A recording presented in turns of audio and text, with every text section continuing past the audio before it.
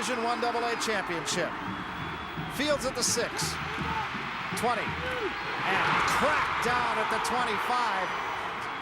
And we are set to go. Jackson comes to the near side, Bradford to the far side on first down. Hamill will go up. No, he pitches to centers. To Landry, I beg your pardon, and Landry is knocked out of bounds at the 30-yard line, a gain of 4. He has brought 3 passes back for touchdowns, interceptions that is. This time a direct snap. Centers is going to put it up. Now he runs.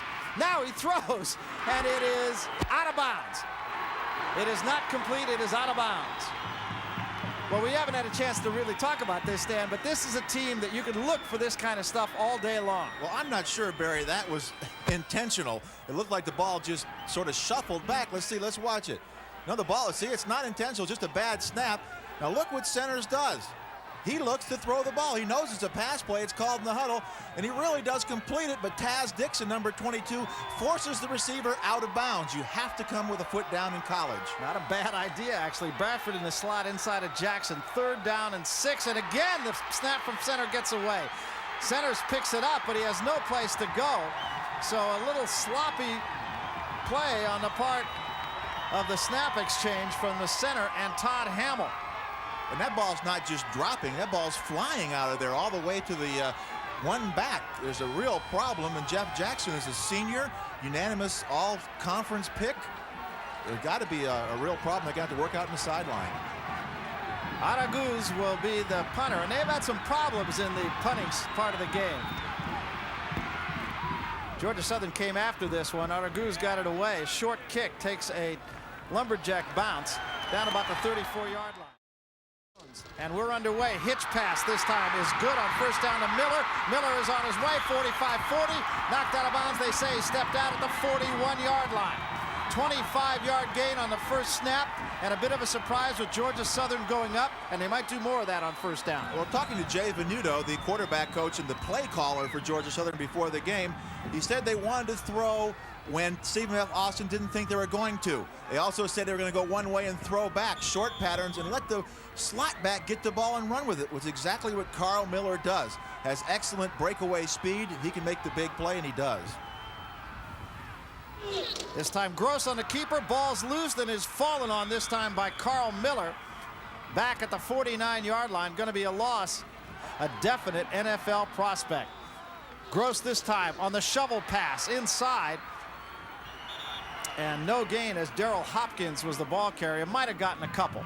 Well, Barry, those short patterns that we saw to Carl Miller are going to be open on the first down and second down running situation plays because Stephen F. Austin is playing man-to-man all the way across. 4 across man-to-man so they can bring the other 9 people, not the 2 on the corners, on the slots, but the other 9 up into the game defensively to stop the option. So they make big plays with short passes. Got a look at the 2 coaches. Trips left set this time on 3rd down and 12.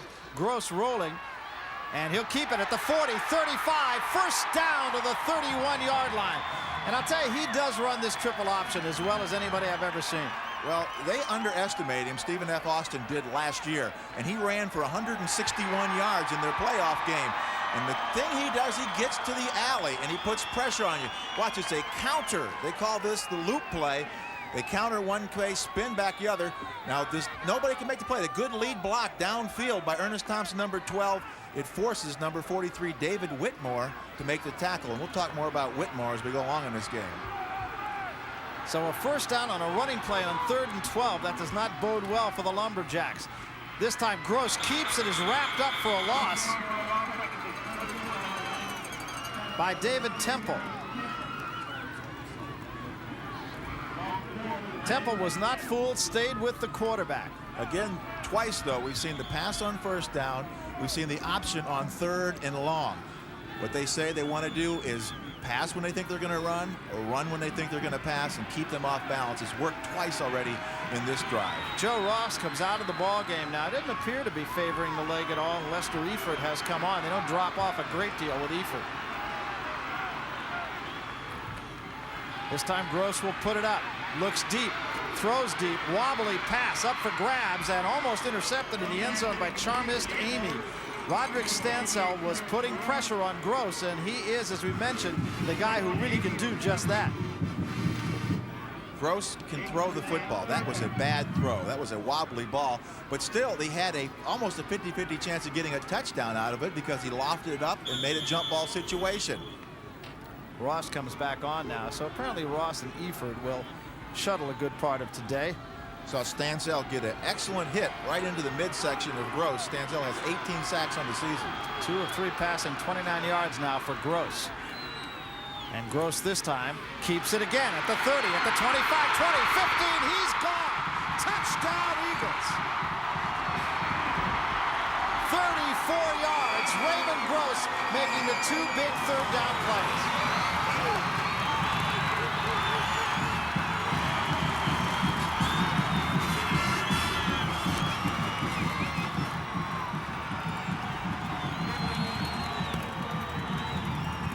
Kirk Russell's happy, and why not? Bit of a clinic there, Stan. Try for point, Dowis, who's virtually automatic when it's not blocked. It is up and good. Dowis has not missed an extra point that wasn't blocked since he was in high school. And Georgia Southern has jumped on Stephen F. Austin in its first possession and leads it 7-0. Again, the counter play, which gives you slow force to the other side. The safety away has to come all the way over, and he just can't get there to make the tackle on the quarterback. Ends up a touchdown for Georgia Southern and a 7-0 lead. So David Kuhl out for the second time in only 4 minutes and 19 seconds, as it did not take the Eagles long. Kicks it toward Fields again at the 6. And the same results as Fields is down at the 26. Georgia Southern very efficient, made the big third down plays. 7 plays, 66 yards, no problem. Gross, 34 yards for the touchdown. What is the key, Stan, to stopping the triple option? Well, the first thing, you got to count inside out. You got to stop the fullback, then you got to stop the quarterback and make them pitch the football if they have to. Their problem on that drive was, Stephen F. Austin's problem, is they never stop the quarterback. Force him to pitch and then catch it with your pursuit. So Todd Hamill will try to get the Lumberjacks back. They don't want to fall behind and get in predictable passing situations. Overthrows Bradford at the 35-yard line. I'm sure they feel good just getting the snap and getting a playoff. Obviously, a little nervous coming into Georgia Southern's home field where they've won 35 straight games, 36 straight games, and having to play for the national championship. But if they win this, they deserve it, Steve F. Austin. They went into Furman last week, the number 2 ranked team in the country, beat them at home. Then they have to come in to play Georgia Southern on their home field. So if they win it, nobody can say they didn't deserve it. Furman had an 18-game home winning streak, and they also, a couple of years ago, last year, beat Nevada Reno at home, and they had a 21-game winning streak. So there's nothing unusual about this for Stephen F. Austin. Hamill throws over the middle, unable to hang on was Landry. Had his hands on the ball, he was open. Hamill might have let him just a bit too much. They really need to get something done early, but both of these teams have been able to come from behind. So I know they're not in a panic situation, but you hate to spot the home team with 25,000 fans rooting for them, a big lead. Last week, of course, they played in a blizzard. Kirk Russell, he can be elected to any public office he wants, not only here, but maybe in the entire state of Georgia. Hamill straight back. Too tall and intercepted. Jim Mutimer on the interception, and the Georgia Southern Eagles have gotten out of the blocks very quickly. Well, Jim Mutimer is a strong safety playing cornerback. They've moved their cornerback number 4, Kevin Whitley, to a nickelback, and Mutimer's in there taking his spot on the corner. The ball's just thrown too high. Again, the nerves have got him right there. Mutimer with the big catch off the deflection, tip ball, and a chance for Georgia Southern to make 2 quick scores. Dave Kelly was the guy who got a hand on the ball, and it probably was to his disadvantage, as Mutimer, who's a great athlete, 4-sport star in high school, comes away with the interception. Eagles now start at the 46-yard line of the Jacks. Straight ahead this time, the fullback Ross, his first carry of the day, and he got about 3. Barry, to get into a little bit of why Georgia Southern's game plan worked so well on the first drive, you have to understand what Stephen F. Austin is doing. They're playing 4 across man. As soon as they see flow, the safety to the side of the flow is coming up quickly to support, and the other safety's coming across to help. Now, when they do the counter action, you end up with the wrong safety coming up with support and real slow support on the counter side. Gross this time on a keep. Look out. 30, 20. Steps inside, down at the 10-yard line. Raymond Gross has run that play 3 times. That time for 32 yards, the time before for 34 yards and a touchdown, and the time before that for 13 yards. Again, the counter play. They're going to get slow support, which means there's an alley for the quarterback. He hits it. You saw number 11, Roderick Tatum. Shake Tatum had the pitch man, but the safety who should be coming up, number 32, Russell Jocelyn, you see how far away he was? He had to make the play from behind because of the counter action. 70 yards rushing on 5 carries now for Raymond Gross. Gross again on the keeper, trying to get outside. Gets it down to about the 7, a flag down. James Cobb made the tackle.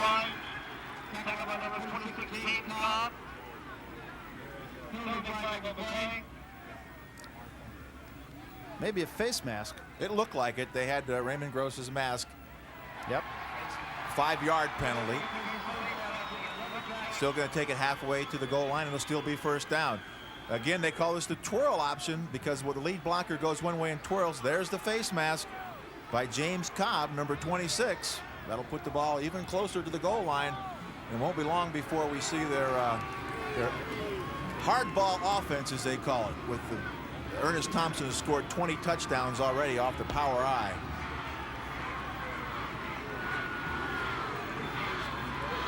First down and goal, the ball just short of the 3-yard line. This is it, the hardball offense. Stephen F. Austin has their softball defense in, as they call it. Variation to the power eye. Here's Thompson, bumps off one man, didn't get much, about a yard. Thompson is the short yardage guy. We talked to Tim Stowers yesterday, Barry, the offensive coordinator for Georgia Southern. He said Stephen F. Austin was the only team last year that had any success stopping this power eye short yardage offense. They stopped it 4 out of 8 plays. He said they ran on Florida State with no problem, but couldn't run it on Stephen F. Austin. Eford, Ross, and Thompson in the backfield. And they give it to Thompson again, and they stop it again. So it's more of same for Stephen F. Austin. Roderick Stansell on the stop. Well, Stephen F. Austin puts a lot of big people in the game on what they call sort of a play on words, their softball defense because of the hardball offense. But now both teams are changing. And this is probably what Georgia Southern should have done in the first place because of the success that Stephen F. Austin had against their hardball offense last year. Now they're to the wide open. So the Eagles now go with a 1-back set. And Gross rolling to the short side, fumbles ahead. Scramble for the ball, touchdown! Now I have to say, I thought the rule this year was that you could not, a flag is down incidentally, was that you could not recover a ball fumbled ahead in the end zone for a touchdown. No, that's still legal except on an extra point. It's the only time you can't do that. We'll see what the call is. Terrence Sorrell, illegal man downfield. No, it wasn't an illegal man downfield. Well, let's watch it again. It's a counter play. There's no lead blockers. Let's see what happens on the pitch. It's a bad pitch. He tries to bring it back in. The ball gets free. The recovery, we don't see it. Got to run a little bit further. The ball's still up in the air. But that must have been who had it. Must have been number 88, Terrence Sorrell, the wide receiver. Alert. The field on the defense will enforce it on a kickoff. It's a touchdown. That looks like the call for too many men on the field. Too many for men 12 men on the field. And even 12 men couldn't stop him. They should have. They should have come up with the recovery. Just their receiver was more alert than the defensive back. So Dallas will try the point. And again, this is almost a given if it's not blocked. It's not blocked, and it's a given. 7 minutes, 58 seconds remaining in the first quarter, and Georgia Southern has put 2 touchdowns on the board. 14-0, Georgia Southern. Take another look at the touchdown. It is the counter option, but he tries to pull the ball back. I thought he just loses it out of his hand when he pulls it back. Let's see the recovery in the end zone. The ball's sitting there. but Terrence Sorrell ends up on top of it for the touchdown. Every break so far has gone for Georgia Southern. Fumbled snaps, tip balls for interceptions, fumbled balls for touchdowns. Everything is going Georgia Southern's way, including 25,000 home field rooters. And for Stephen F. Austin and their head coach Lynn Braves, not only haven't they been able to get started, they haven't even had a first down yet. And to make matters worse, Georgia Southern, because of that 12 men on the field penalty, will kick it off from the 50-yard line. Now, a lot of teams have automatic onside kick built into a 15-yard penalty on a kickoff because the ball's at the 50. So even if they get it, it's going to be down somewhere around the 30 or 35-yard line if they recover it. And you almost have a 50% chance of getting to football. Whether they do that or not, we will see. But when I was in college, it was a built-in rule. And why not? David Kuhl out there yet another time. His third kickoff of the half. See if they go onside. They don't. They'll kick it deep, and there'll be no return of this as Kuhl got it out of the end zone. Coaches love to do that, and I don't know why. 6 plays, 45 yards for that one. Sorrell on the fumble recovery in the end zone. The fumble by Gross. Everything going the way of the Georgia Southern Eagles so far. So far in this ball game, as you can see, Georgia Southern with 109 yards. 4 yards of offense for Stephen F. Austin on 5 of the Lumberjacks' 6 plays. They have had no yards. So they only gained yardage on 1 offensive play. Hamill this time gives to Centers. Centers gets a little room. Nice cutback move to get to the 29-yard line. Taz Dixon on the stop for the Eagles. I think they just wanted to get one under their belt where something didn't go wrong. The simplest play you can have is a straight handoff to my best running back, Larry Centers. And if he does something wrong, then we're in trouble for the day. Made a nice cutback there to get a gain of about 8 yards. Well, you saw his running ability. As we said, he's also the leading pass receiver for this team. One setback, slot left. Landry, the H-back in the slot. They give it to Centers again. He has the first down. Gets up to about the 38-yard line. Showing some good maneuverability as Centers. Dixon again on the tackle. I know they went to the sideline and said, hey, Georgia Southern is running the nickel defense all day.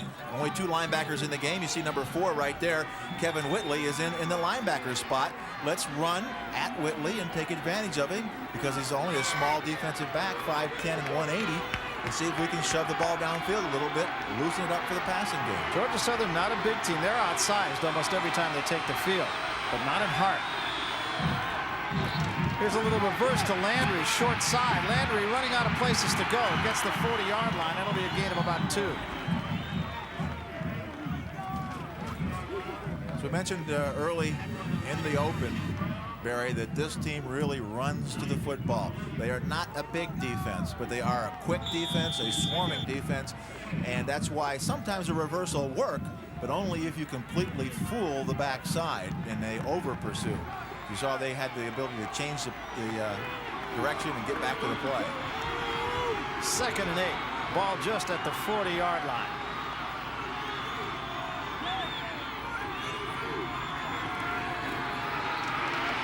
Hamill throws deep this time for Bradford, and he can't hang on. Had 3 chances at it. Randall Boone, actually pretty good coverage. Wasn't a badly thrown ball by Hamill, though. They came with the blitz, which dictated man-to-man coverage, and you had the mismatch, a safety on a wide receiver.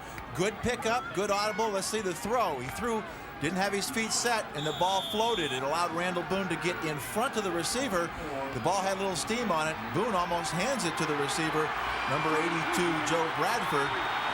But a good throw, and it would have been 6 points. 3rd and 8. Big 3rd down play here for the Jacks. They have to keep possession.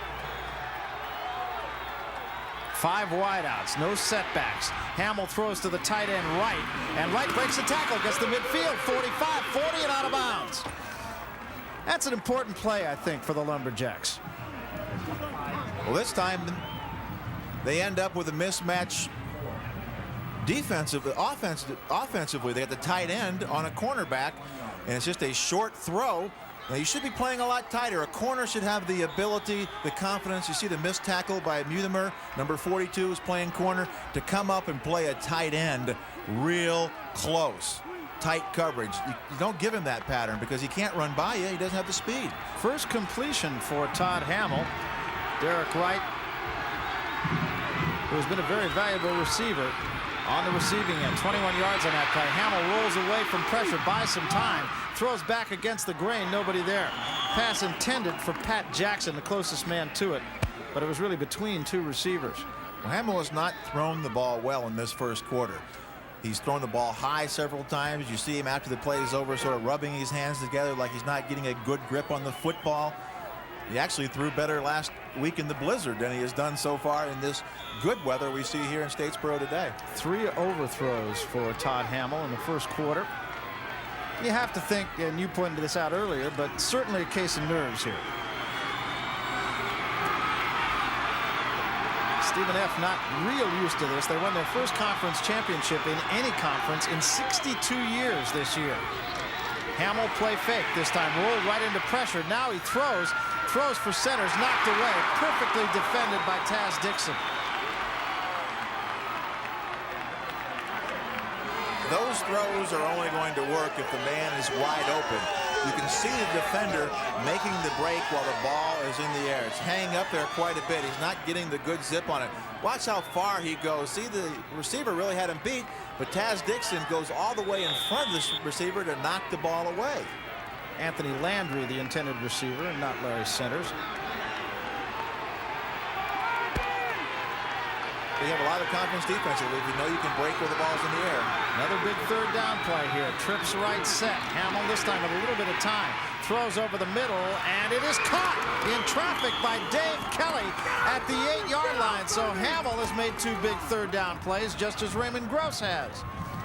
Randall Boone on the coverage, but this time does not get in front to knock the ball down. A little lax on the coverage. You see the man in the slot.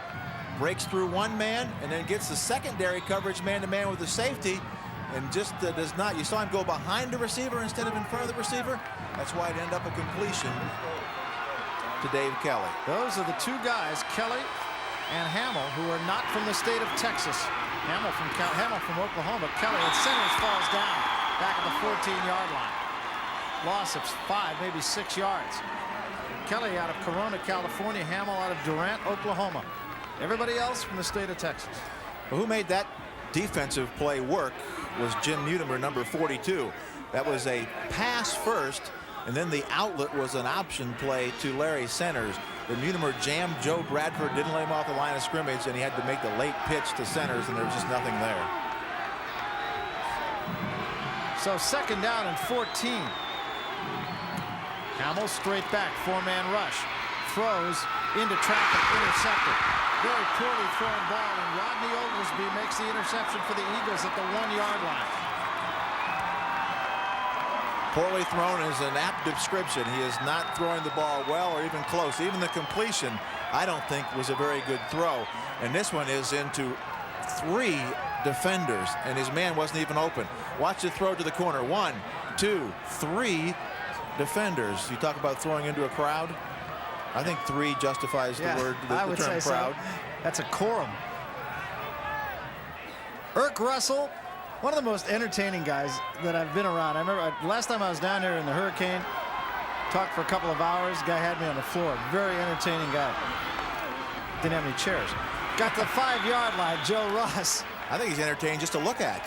Yeah, he is.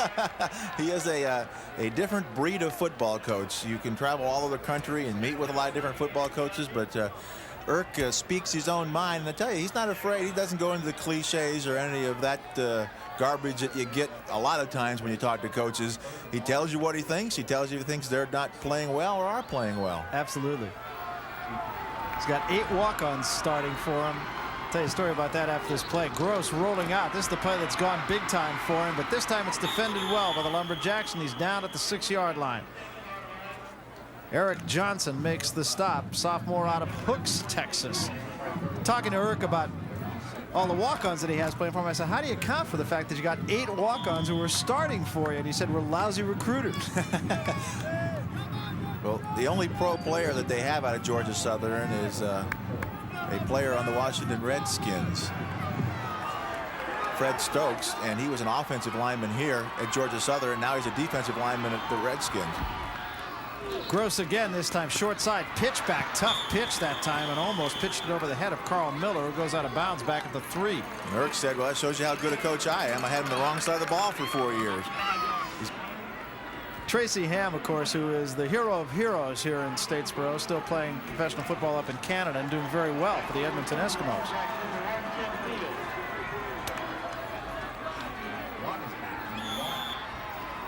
Terry Harvin to do the punting out of his own end zone. Wobbly kick, but he got it out of there. Headed for Fields to 45.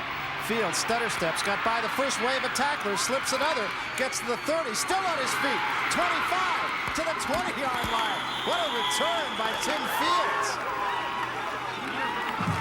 That's exactly what they need, somebody to make a big play. A 43-yard punt and a 24-yard return, and they have the ball right back down in scoring position, and they need a score to get back into this football game. But watch the moves. Anytime you see number 1 on a player, you know he's going to be like this. He's going to make you look silly all day long, and somewhere along the line you got to hit him hard and stop him from doing all that. That's really true. Guys wearing 30s and 40s don't run like that, do they? Nope, just number 1s.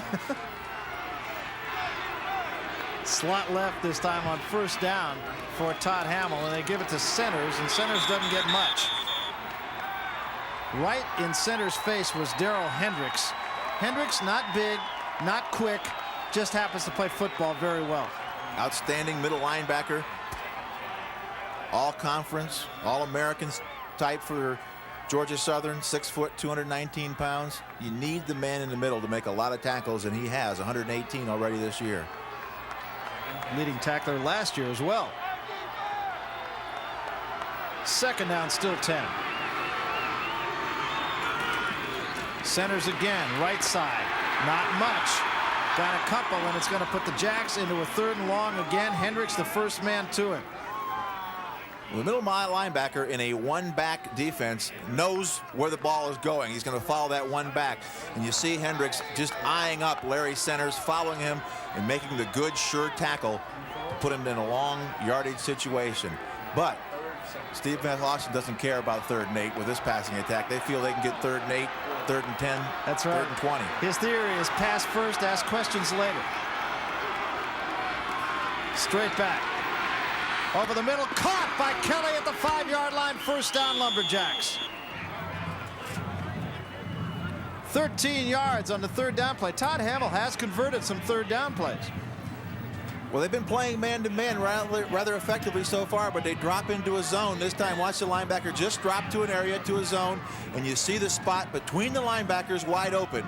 As you see number 56, Michael Berry, the outside linebacker, having to come over and make the tackle. Why they got away from the man has been effective, I don't really know. Kelly, 2 catches, 44 yards. Ball at the 5, 1st and goal. Centers down to the 2. Gift Smith stops Centers short of the end zone.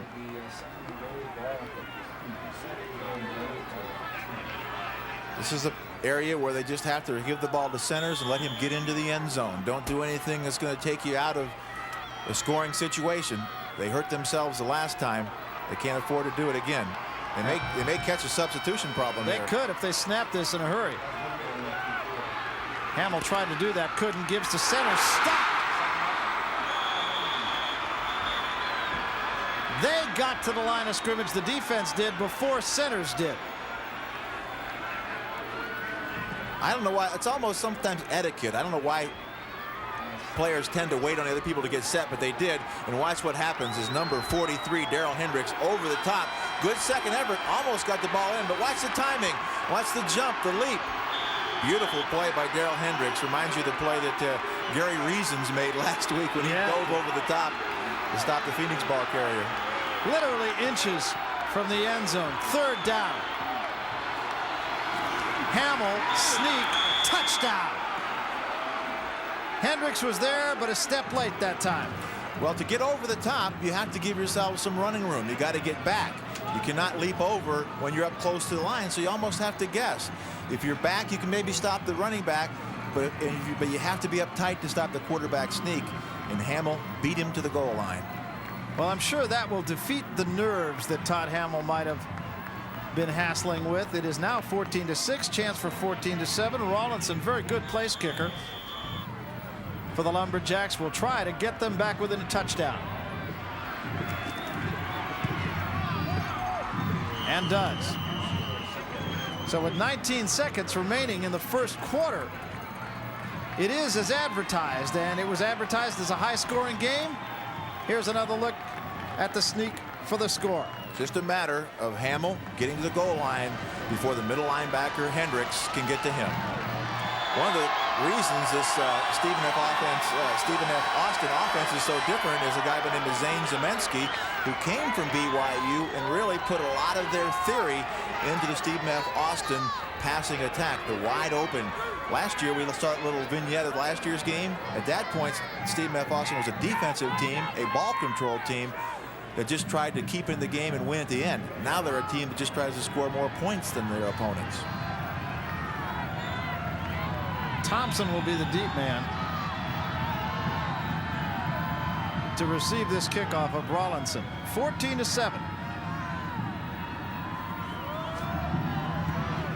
Rawlinson hits this one pretty good, drives Thompson to the sideline, and the ball kicks in and out of the end zone, so it'll come out to the 20-yard line, and that's where the Eagles will start.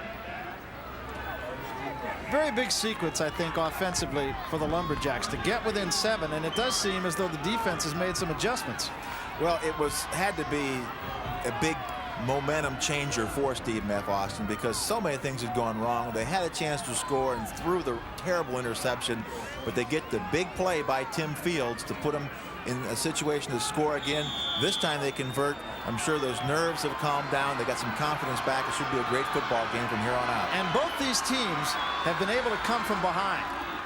Give it this time to Eford, and Eford gets the 25, gain of 5 on first down. Barry Tompkins with Stan White. We are at Paulson Stadium in Statesboro, Georgia, the home of the Georgia Southern Eagles, who jumped out to a 14-0 lead with less than 5 minutes gone in the first quarter. But Stephen F. Austin seems to have hardened a little bit. It is now 14-7. We start the second period. Gross on the keeper. Forget it. James Cobb right in his face, and it does seem, Stan, as though the Jacks have made some defensive adjustments. Well, I think they're just a little more confident at this point. We can take a look at the defensive backfield to see the way they're playing. But this time we'll see, watch number 26 come up right here. That's the safety. He came from all the way to the other side of the field because of the lineup dictated the fact that he had to line up all the way over. It was 3 men to the right, and he had to line up with that 3rd man, but he made that play from the complete other side. 3rd down and 6. Gross juggled the snap, looked for the hitch pass, didn't have that. Now he's back, and down he goes at the 16-yard line. And the reason for that, I think that was going to be the same play that they started the ball game off with, the hitch pass to Carl Miller, but he had a defender right in his face. Gross quickly saw that one was going to be picked. Well, Stephen F. Austin has moved their All-American, Kodak All-American, David Whitmore, who's usually a free safety, excuse me. Punted this one away in a hurry. We'll give you a chance to finish that thought. Go ahead. There's a flag down on the field, so it may come back anyhow. I don't know if anybody was set, including us. So, but David Whitmore, say Kodak All-American for free safety, up to outside linebacker to help control Raymond Gross. This guy's 6 foot, 230 pounds, and runs a 4.40, the fastest man on the team. Great athlete. They wanted to get him up there in the game. He was the man who recognized it and leaped in front of the intended receiver and made Gross pull the ball down. Really does have prototype strong safety size in the NFL. Well, they're going that way with the David Fulchers, the Lewis Olivers, the big, real big safety type that can play linebacker and cover wide receivers. This may be enough for first down here, unless the supposed possession penalty. 2 penalties against the Lumberjacks. Holding was 1, and I think there was also a procedure call, but the holding penalty will be the one that will be enforced, and it will give a first down to Georgia Southern. Big break for the Eagles. Well, they must be calling it a holding before the punt, before the ball hit the foot of the punter, because otherwise it would be tacked from where the ball went out of bounds and moved backwards. Almost all holdings are called post-possession because it's so hard to tell exactly when the holding took place. But this must have been so obvious that it was right away that Georgia Southern looks like, at least it looks like, they're going to keep the football, although they are discussing it. This discussion's still raging here.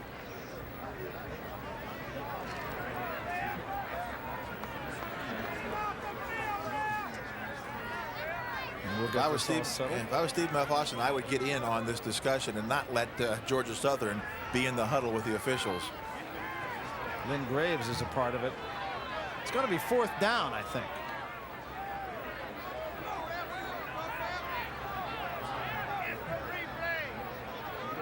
We'll see. I think they've sorted it out. The illegal substitution here is declined. They're accepting the 10-yard holding penalty, post-scrimmage kick enforcement spot. It'll be white ball, 1st down.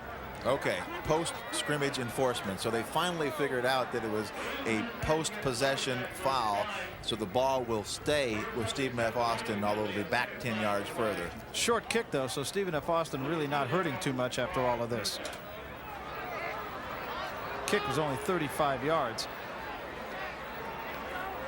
Georgia Southern 14, Stephen F. Austin 7. I'm Barry Tompkins with Stan Wright. We're in Statesboro, Georgia. 25,000 people on hand for this one, and I'll tell you, this place doesn't seat 25,000. Only seats 20, so there's a lot of people in some temporary stands they brought in that they've rented for this game, and also sitting on the side of the hill over here across from us. Yeah, they are spread more than from end zone to end zone. They go about 30 yards past both end zones up on a grassy knoll. So Todd Hamill and the Lumberjacks, touchdown the last time they had possession, will start in not bad field position, just over the 38-yard line. Hamill seems to have settled down a little bit. He's made some big 3rd down plays, so too have the Eagles. Centers on a counter play, loses about 4.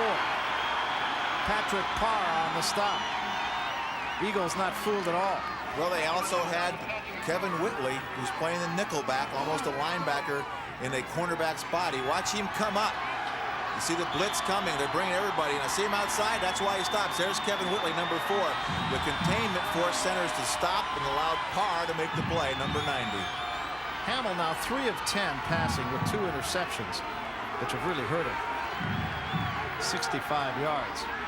Straight back he goes this time. 5-man rush, throws, batted away. Pass was intended for centers, and I'm not sure if it was centers who got a hand on the ball or Hendricks who got a hand on the ball. Well, Hamill just is not throwing the ball well at this point. You see him go back, and he'll look for number 37, Larry Centers. Again, it's his zone defense, just trying to find a hole, but he does not. He throws it behind him and leads him right into the linebacker. Backs don't like being led right into middle linebackers. Inconsistency has been the thing that has plagued Todd Hamill throughout his career, although not as much this year. Hamill straight back again. Look out. Throws too tall for Bradford. Intercepted once again by Randall Boone. Boone starts back to 30, 35 to the 40, 45 to midfield. 3rd interception thrown by Hamill, and once again it was not a very well thrown ball. And once again it was an overthrown football. Giff Smith was putting pressure on Todd Hamill. 95 is their best pass rusher. He saw him coming, but look at the throw. Downfield, they look deep first in this offense. This is the one he completed earlier when Boone went behind him, but the ball is thrown too high. Boone just sits back there in center field and comes down with it. He throws that ball about 4 yards shorter. It could have been a completion and a big play. Ross on 1st down gets to about the 47, gain of a couple. Stephen F. Austin will not panic, even if, say, Georgia Southern goes down and scores and goes up 21-7. They were behind 20 points to Grambling. They had made final drive. They won the game 59-56, but on that final drive to win the football game, they faced a 4th and 16 and a 4th and 2 on the 4-yard line, and they converted both of them to win the football game. 2nd down, and the give this time straight ahead once more. It's Ross, and Ross gets it inside the 45 to about the 43-yard line. That Grambling game, as you mentioned, 59-56. They scored 115 points, 1,320 yards of offense in that game. 100 passes were thrown, and they had 53 first downs. Isn't that a linebacker's dream? Nightmare. And we may end up with a game like that today. Both of these teams, as we said, averaging over 45 points a game in the playoffs. 3rd down and 3. Gross this time keeps to the 40, 35, 30. Look out to the 20, down to the 13-yard line. And a fumble, and the Lumberjacks got it. So a big play suddenly is turned around with the fumble as Gross was hit. 26-yard gain, coughs it up. David Temple of the Jacks gets it. The reason it works, watch the safeties. You see him going the wrong way. Now he has to come all the way back to the other side to support. Never gets there. That leaves the alley. They talk about the alley in the option game. Wide open for Gross, but there, the hit from behind, like a lot of fumbles are caused. From behind, the ball pops out. Stephen F. Austin gets it. Whitmore, I think, popped the ball out. Temple recovered. Jacks have it. 1st down. Centers gets a yard. Well, Whitmore, as we said, the free safety playing linebacker, has that 4.4 speed, and he caught Raymond Gross from behind and caused the fumble. Everybody now is teaching when you hit from behind. I know Eric Russell does not like seeing the ball on the ground, but when you hit from behind, you pop the ball out. They practice that, using the fist and knocking it up through the football. Raymond Gross still trying to mentally recover from a fumble in the championship game last year on the 5-yard line against Furman as the Eagles were driving. Hamill throws again into traffic. Kelly, the intended receiver, but well covered by Taz Dixon. They do look first to the post pattern, but Hamill's going to throw it. He's already thrown 3 interceptions. He's not afraid to try to force it in there again to come up with a big play. Somewhere he's got to start being afraid, though. Yeah, I would say. Georgia Southern's doing a good job with their game plan as a secondary in the secondary. And that's what keep that deep post covered. Look at the numbers on Todd Hamill. 3 completions, 2 interceptions.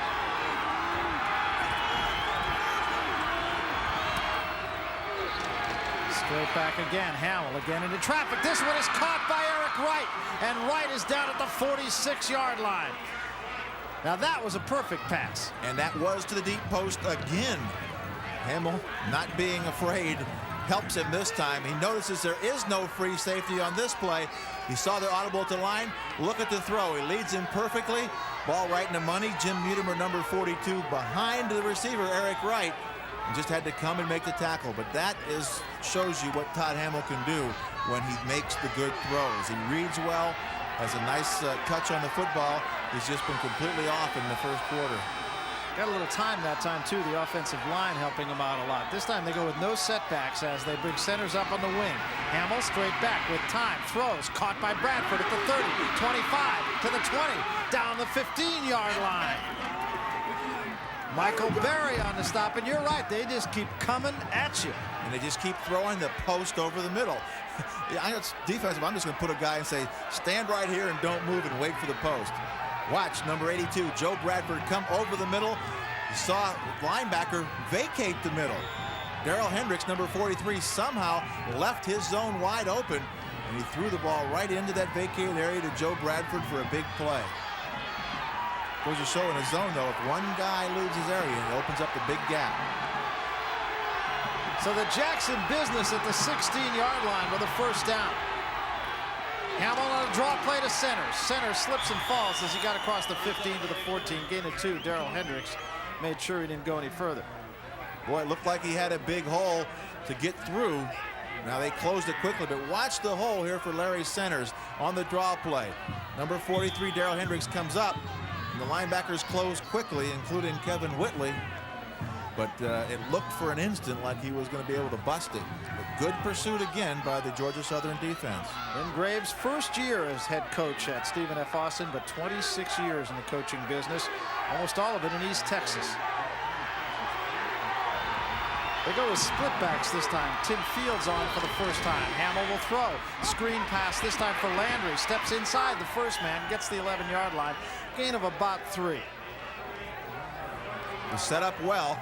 But a real nice play by Darrell Hendricks, who took the angle behind the screen and enforced the big cutback. And by forcing the cutback, gave the rest of the defense the pursuit time to get to it. Watch number 43 in the middle of your screen. Watch the angle he takes behind the lineman right here. He beats him behind. Now the cutback is there, and it forces him to delay just enough time for the pursuit to get to him.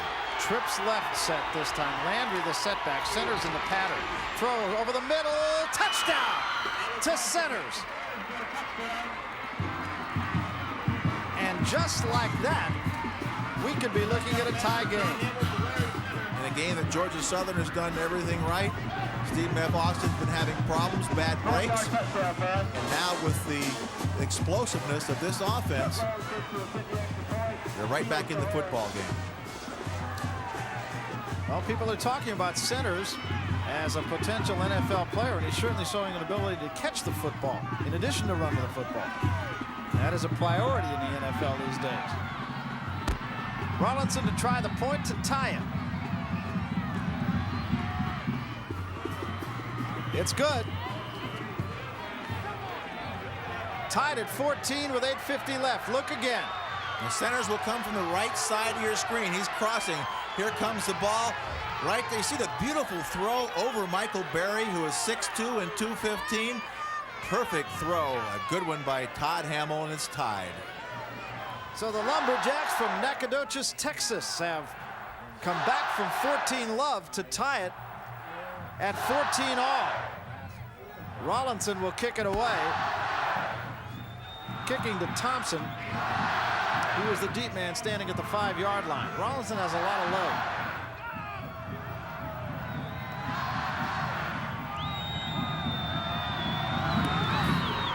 End over end kick.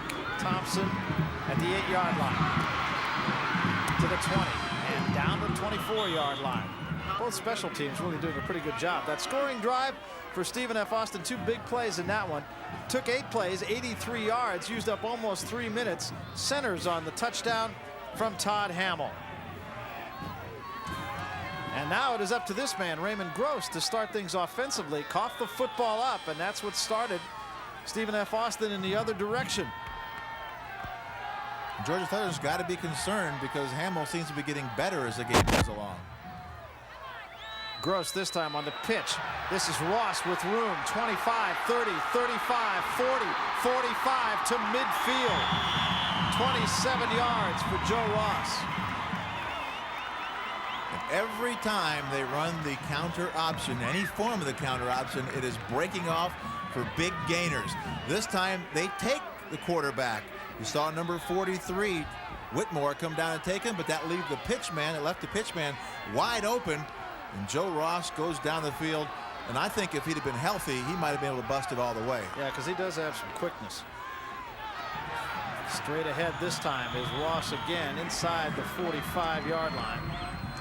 Doesn't look like he's running okay straight ahead. I think he has a little bit of fear in cutting too quickly. I would hope so. 2 weeks ago, arthroscopic surgery. It's amazing what they can do these days, isn't it?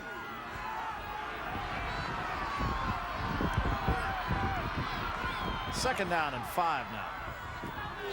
And it's Ross again straight ahead. Gets to about the 42.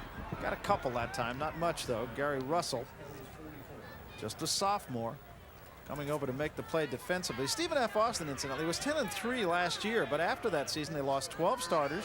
They got a new coach. They played 7 games at home last year, and they played 7 games on the road this year. So you have to really say Lynn Graves and his staff have done a great job. They had a patchwork defense that they've had to go with, and it's turned out to be a pretty darn good one. Third down. Gross this time. Steps outside a tackle, has the first down at the 36-yard line. Greg Owens was there, but a little late. And what a beautiful block by number 25, Daryl Hopkins, who really freed up Raymond Gross on this counter option. Now this time Stephen F. Austin is there a little bit better. Now watch Hopkins come right there. See him come by? Watch that block right there. Freed him up, knocked down number 26, James Cobb. Excellent read, and the blocking by the slot backs is the key to make this offense go. And credit Gross was setting that block beautifully. Pitch to Ross this time. Ross again with a little bit of room. 35-30.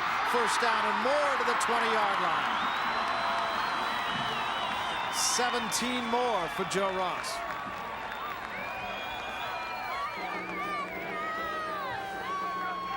See if we can see the safeties on the counter option. Watch them go the opposite way. Now they have to take 3 steps and come all the way back.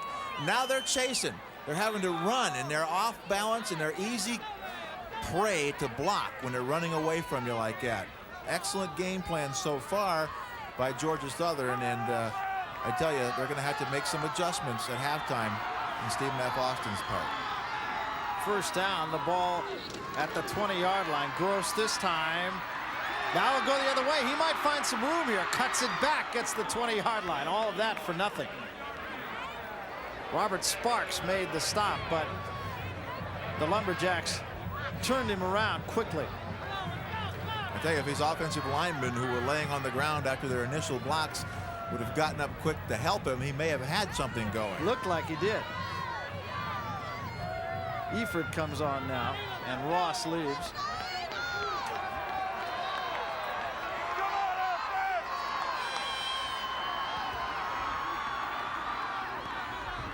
Gross this time on the pitch to Miller.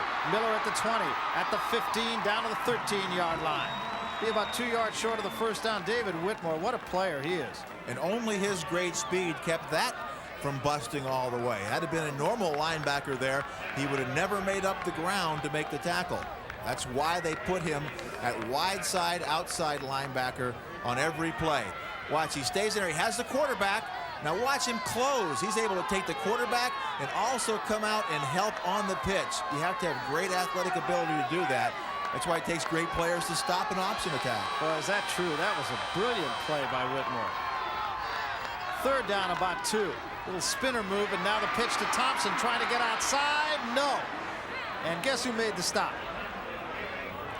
David Whitmore, 6 foot, 231 pounds, and I kept questioning him, come on, tell me he's really a 4-4 guy. And he says, yeah, the NFL scouts have come in here and timed him at 4-4. Now, if that's true, that guy's got great ability. And they don't give you a break on those NFL scout watches. Great ability and a great future. Dowis will try the field goal. Be a 30-yard effort. Dowis, the cousin of Dee Dowis, who was a Heisman Trophy candidate, 154-pound quarterback at the Air Force Academy. Straight ahead kicker.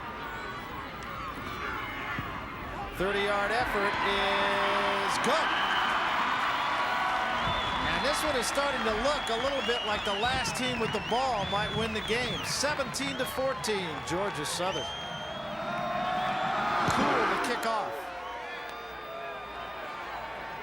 And this one is taken by Gaines, and Gaines gets it back to about the 28-yard line. Todd Hamill, who has led his team to 2 scores and starting to get on track, throws, caught by Jackson at the 41, gain of 12, first down, Jacks. We started off 1 out of 7, and since that time he's 7 out of 11. So he can. They said in the past he was always a streaky quarterback, and they worked on his habits to make him more consistent. Watch him sidestep the rush right here, and that allows the receiver the extra time to break away over the middle. Good throw, good catch. The thing about Hamill, too, is in 3 years he's played under 3 offensive systems, 3 different systems. Last year they were an option team. This year, wide open, throw the football. Draw play for centers. He's got room to the 40, to the 35, to the 45, to about the 46-yard line. He got about 6 good first down yardage. Kevin Whitley on the stop for the Eagles. Looks like a different football team Stephen F. Austin does right now. The first quarter, they couldn't do anything right. They couldn't even get the snap to start the game. Right now, they seem to have a lot of confidence in what they're doing. Hamill's sitting back here in the pocket. The blocking is better for him, and he's making the plays. Lynn Graves making the calls. Todd Hamill now looking. They gave him a little less than 5, so we'll call it 2nd and 6.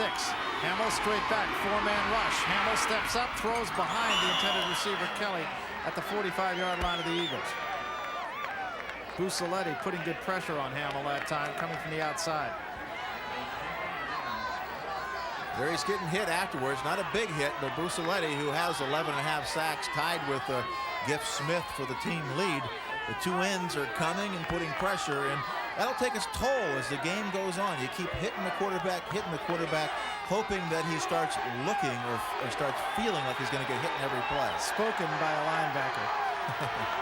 There's a look at the 3rd down conversions. They have gotten it done on 3rd down, especially in long yardage. This one a 3rd and 6. Straight back, 4-man rush, has time, throws, underthrew Jackson just a little bit. So the Jacks will have to give it up. And punting for the Lumberjacks has been something of an adventure. Lynn Graves said, we're not going to worry about the punter because we don't plan on punting very much. We're just going to score every time we get the ball. Araguz, the punter.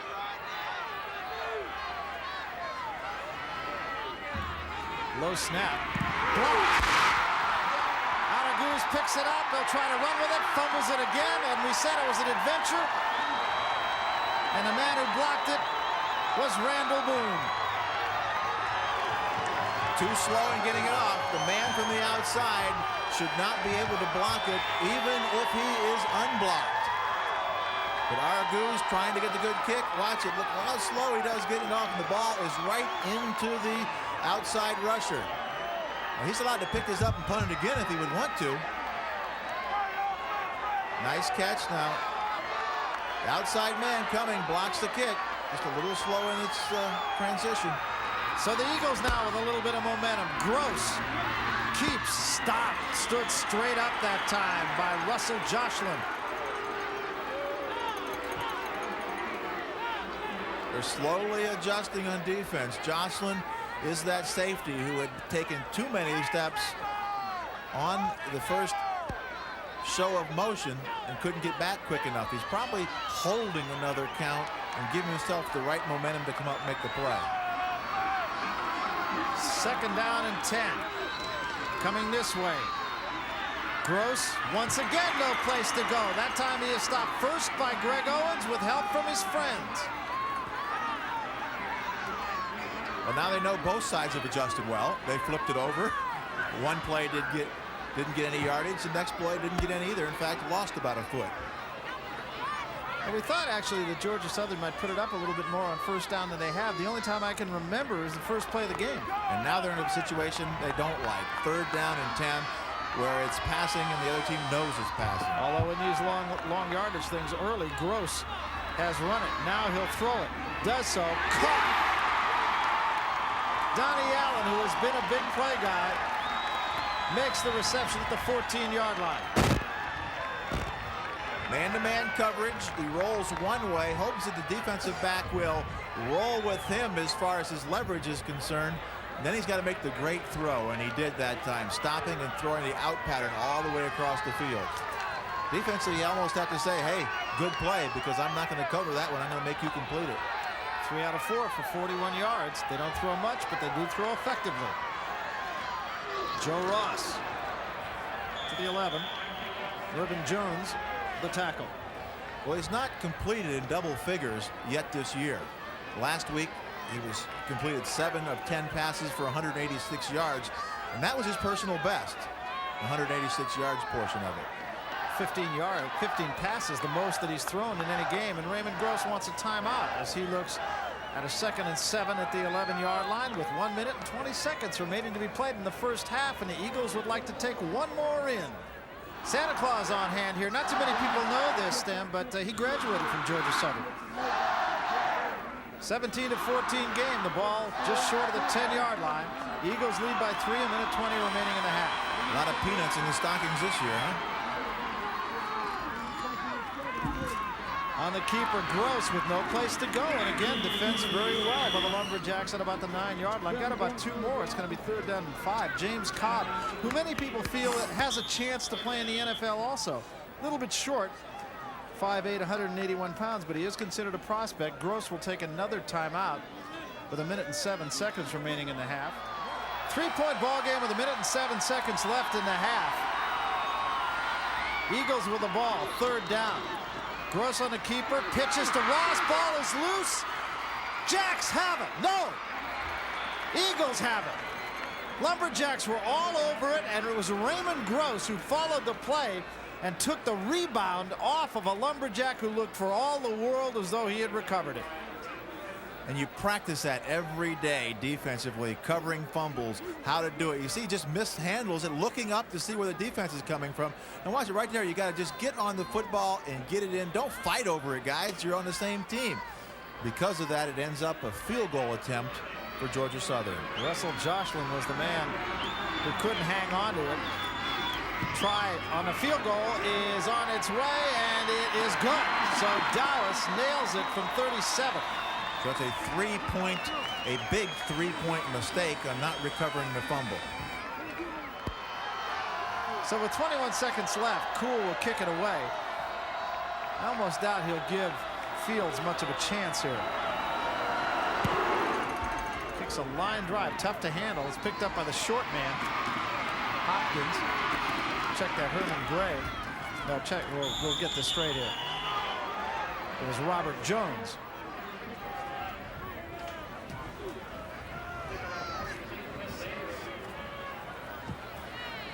Well, if anybody can score in 12 seconds, Yeah, it's true. it's Stephen F. Austin. And they'll try it, I'm sure.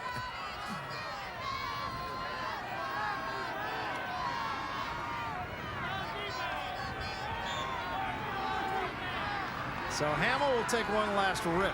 Straight back. Four-man rush. Over the middle. Caught by Bradford. 45-40. 35-30. Still 5 seconds left. And see if they get a timeout. They do. As I said. That's unbelievable. Rodney Oglesby made the tackle. It might have been a saving tackle. Well, last week, Georgia Southern threw an alley-oop pass, one of the Hail Mary passes, and scored a touchdown as the time ran out in the first half. This time, this might switch around as they're going to try a field goal, it looks like. Go for three. This is about a 52-yarder. What a nice throw between the defenders, and then a nice run after he gets the football, and he gets down in time for the clock to be stopped. Joe Bradford, number 82. I think 4 excellent receivers that Stephen F. Austin has. Well, Rollinson does have enough leg. He's made a 51-yarder this year. He was the leading field goal kicker in the NCAA last year with 22 field goals out of 29 attempts. Not as effective this year. They've been scoring more touchdowns this year, too. 52 yards, and it would be an emotional lift, to be sure, for the Jacks. It is on its way. Got a chance. It's good as time runs out in the half.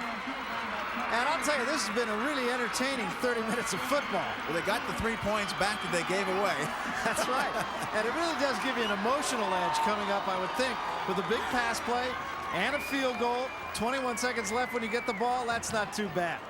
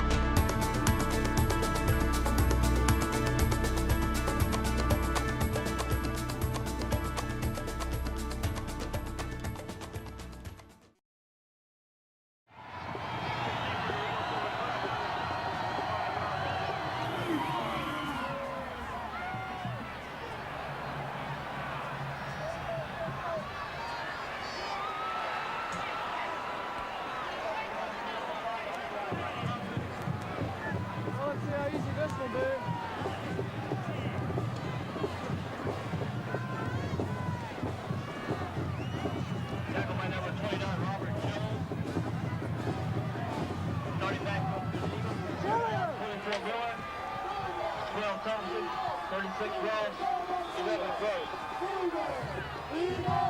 Eagles on the field! Let's go!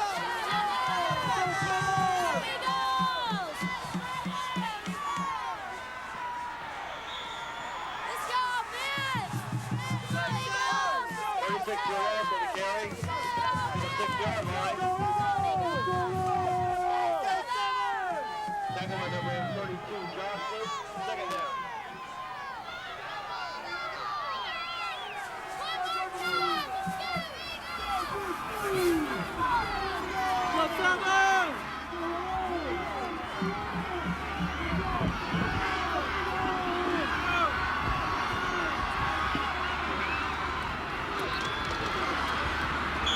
This ball is actually coming back close to the 3-yard line. On the field, the play, third down.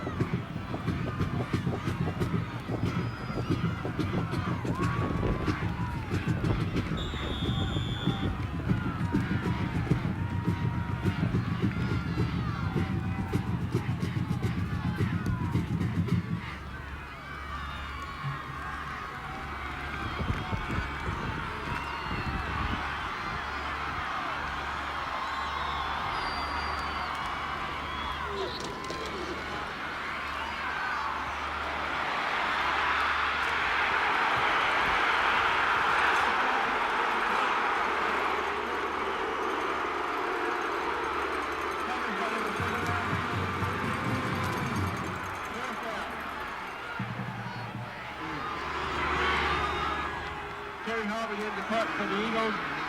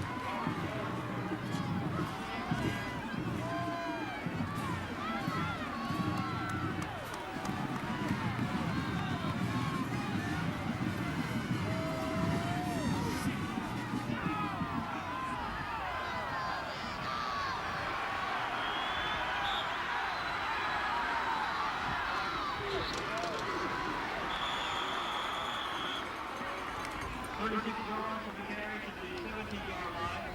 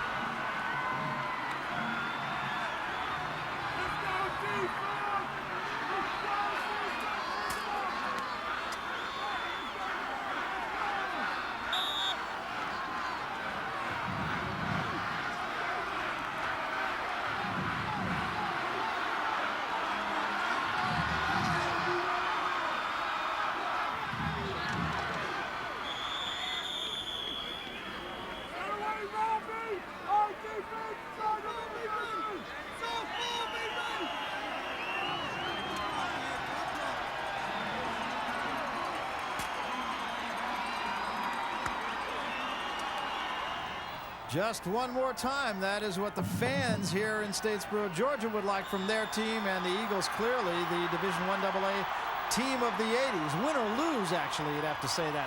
Are looking at a 3rd down and 3. They can make a 1st down. They don't need it. Ross for the score. Interesting, they did not go to their short yardage offense, that hard ball. They stayed with their option attack, and Ross running directly over their smallish center is going straight down the field. 19 carries, 114 yards for Joe Ross, playing on a very sore knee. So now we're looking at a possible tie yet another time. Dowis ties it.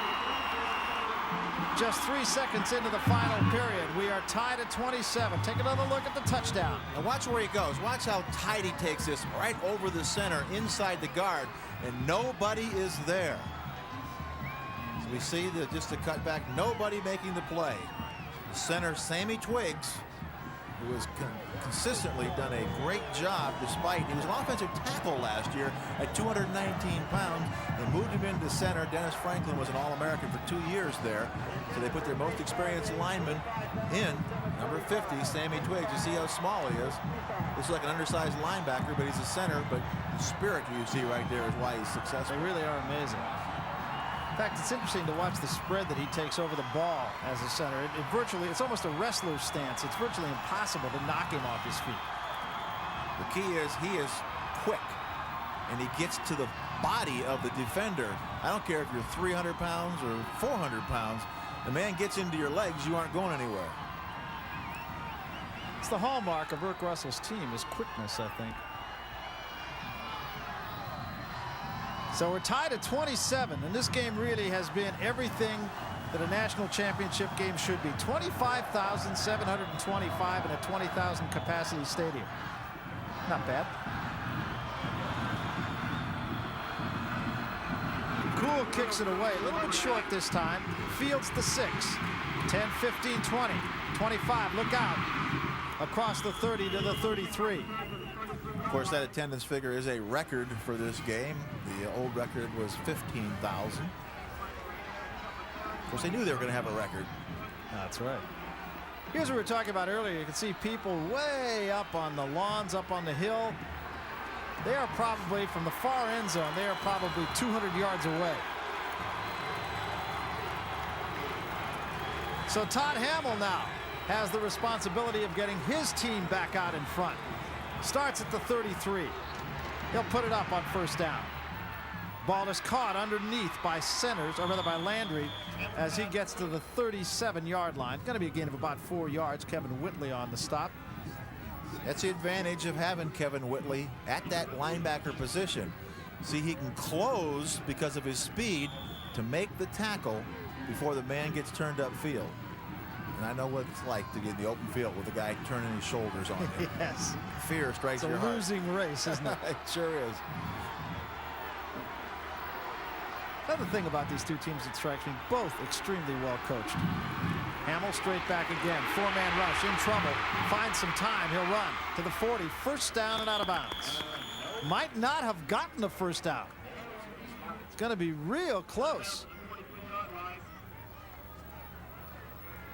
Little nonchalant going out of bounds, but look at the good job that he does escaping the pressure. Everybody to the inside, gets around. Now, he could throw it, but he decides just to run for first down area. You see, he just goes out of bounds, but I think the mark was enough to make the first down. It was. He measured it pretty good. Because you can't always go by that that orange strap that's laying there. It's by the markers themselves, and there is one on the other side of the field that is just there to show you where it might be. So you always want to at least get to the far side of it. So it is a first down at the 43. This is centers at the right side, stacked up as he got to the line of scrimmage.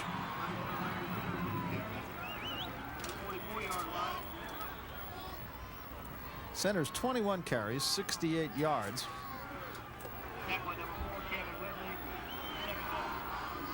Just about his season's average.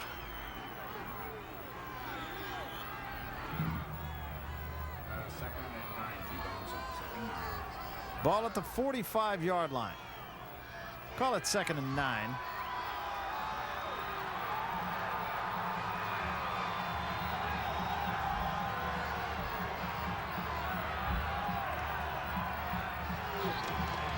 Hamill this time shows option. Now he'll put it up. Stumbled. Tries to buy time. Finds some room. He can run again. He does to midfield. 45 to the 42-yard line, and another first down purely on individual ability right there. And he has a minus 66 yards total on the season running the football coming into this game. Of course, they had 407 subtracted on sacks. But watch him. He had a man wide open to the back post if he could have kept his footing. But he's able to keep his feet pretty well to scramble for first down yardage. Boy, defenses hate that. Longest run of the day for Hamill. Remember, he was an option quarterback last year, and jumping off this time was the tight end, Derek Wright. Incidentally, Taz Dixon, number 22 for Georgia Southern, went off with what appears to be a shoulder injury of some sort on that last play, and if he is going to be lost for the remainder of the day, that could be a serious blow to Work Russell's Eagles. Mark Giles has replaced him. There's a look at Dixon on the sideline. Might have just got a stinger. Looks, that's that kind of, just the way he was moving his hand there leads me to believe he might have hit his elbow on a helmet or something. A stinger could be the elbow or either the neck, which gives you a pinched nerve, which is like an electric shock going down your arm. I don't know why I would know that. The only stinger I've ever had ice in it. Trips left, Hamill straight back. Throws open, his centers at the 20, to the 10. Touchdown, Jacks. 46 yards.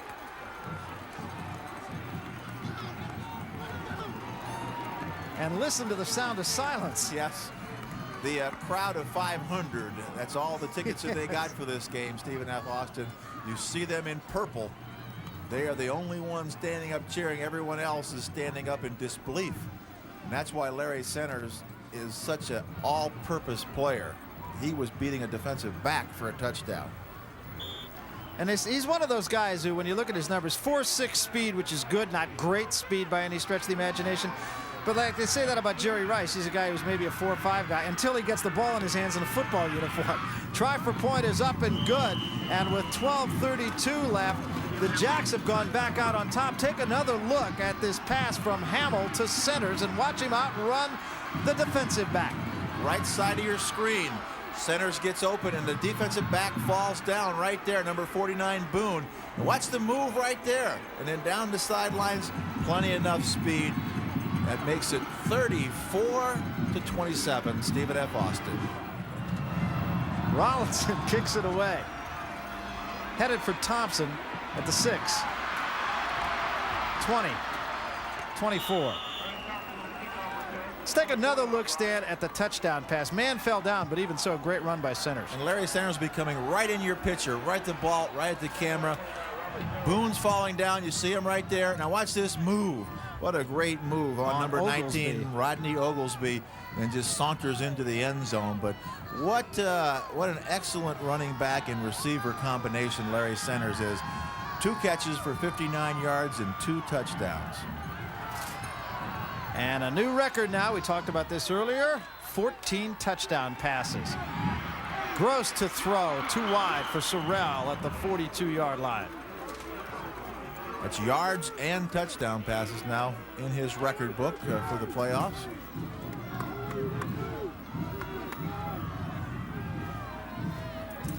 See Todd Hamill. I'm sure he's smiling, as you see right there, a lot more now in the beginning of this game. Stuck in there, though.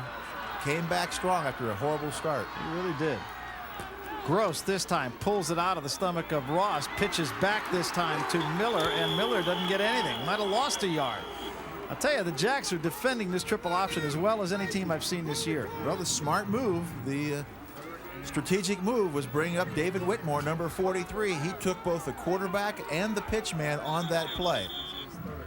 And he said, no, don't take me out. I'm all right, but he's going to have to go out for one play. See, he's there waiting for the quarterback. Now watch him run all the way out and then take the pitch man.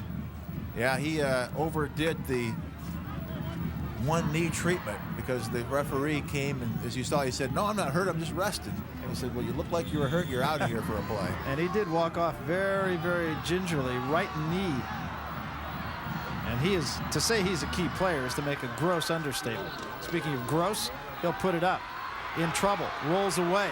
In big trouble, unloads it in traffic, jump ball, knocked away, nobody gets it. Well, you're talking about just throwing it up for grabs. I don't think he even knew where the receivers were. He just said, let me throw it and hope that my guys are better athletes. Very dangerous at this point of the game. So on to do the punting now for Georgia Southern. Terry Harvin, as you see, 43-yard average. Not bad. Fields stands at the 40-yard line. And I'll tell you, Fields can bring it. He's one of those guys you can just tell about kick and punt return guys, and a whistle blows and a flag falls, and might have taken a little too much time.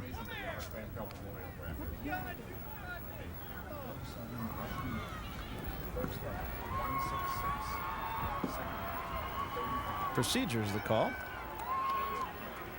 So Harvin will have to kick it 5 yards further back, and Eric Russell with I've heard of a furrowed brow, but he's got a furrowed head. You see the lines, and I'm sure it's from screaming like that. That is Georgia Southern's first penalty of the day. Harvin on a low snap. A little bit short and wobbly. Fields will let this one bounce, and it takes sort of a lateral bounce and will wind up going dead at the 47-yard line. Lumberjacks with the ball offensively and with the lead by 7. Hamill, already 3 touchdown passes, already has broken the 1AA playoff record for touchdown passes with 14. He wants more. Rolling away from trouble again, throws and threw that one away. Nobody there.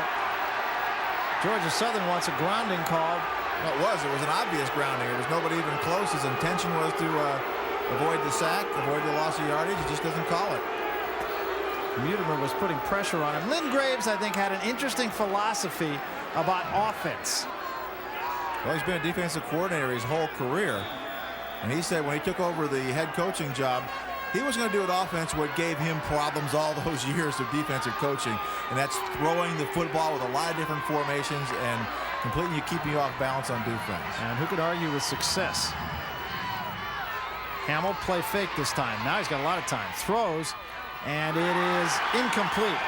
Good defensive effort by Randall Boone that time. It was a catchable ball for Bradford, but not an easy one. Well, Boone was an excellent safety, and he's made some big plays today. Of course, he fell down that touchdown, but this time he comes up with a big knockdown.